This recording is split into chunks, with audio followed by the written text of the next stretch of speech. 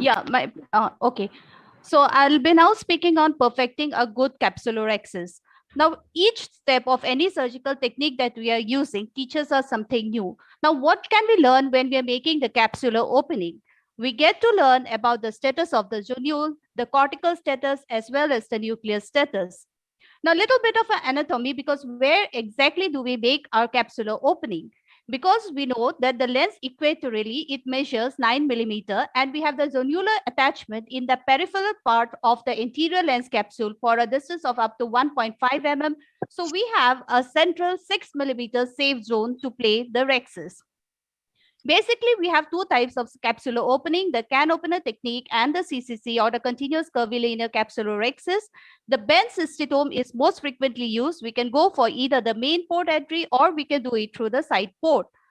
Now, the can opener technique is the comparatively easier of the two, where we make multiple small radial cuts or punches are done, and it comes very handy when we are operating in mature cataracts or in cataracts with fibrous capsule.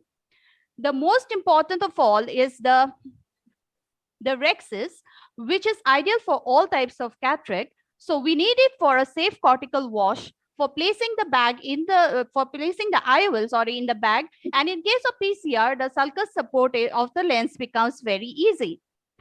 Now, there is no shortcut for learning any technique, for perfecting any technique, and to visualize a perfect capsulorhexis, we have to visualize in our mind a perfect rhexis and try to replicate it each time. We have to learn to control our instruments in the 3D anterior chamber.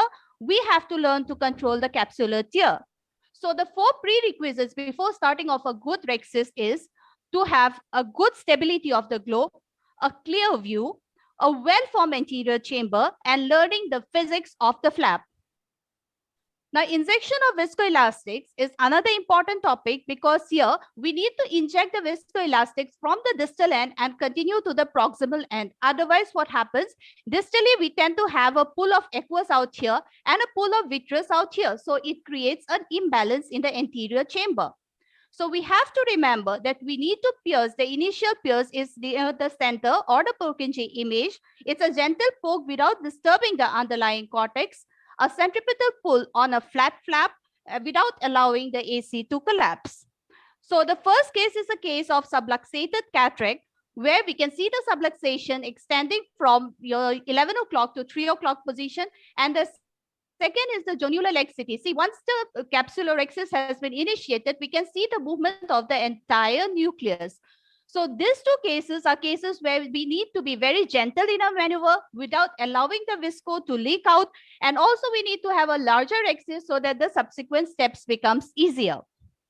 Now, the case of congenital cataract in the first video, where the lamellar area of the cataract is itself serving as my rhexis marker, and the second case is a hypermature cataract. So why these two cases are important? Because here we have a tense anterior capsule. So once we prick the capsule, there is always, because of the convexity, there is always a tendency for the rhexis to extend to the periphery.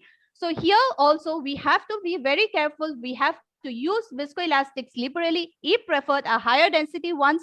And in case of hypermature cataracts, I prefer to use the Utrata forceps when I'm doing it from the main wound. But when I'm doing it from the side port, I prefer to use the microrhexis forceps. Another challenging case is when we are dealing with the small pupils, because here we have to do the capsulorhexis underneath the pupillary margin. Now we cannot see the capsular margin in this case, but even if we cannot see it, we try to make it a little bit larger so that the subsequent steps becomes easier again. So we have the Oscar score to grade how actually we are doing the rhexis, and the most important tips are keep the AC formed all the time, avoid pressure on the inner wall. It need not be circular, but it must be intact. Thank you so much. Yeah, thank you. Thank you, Dr. Jay.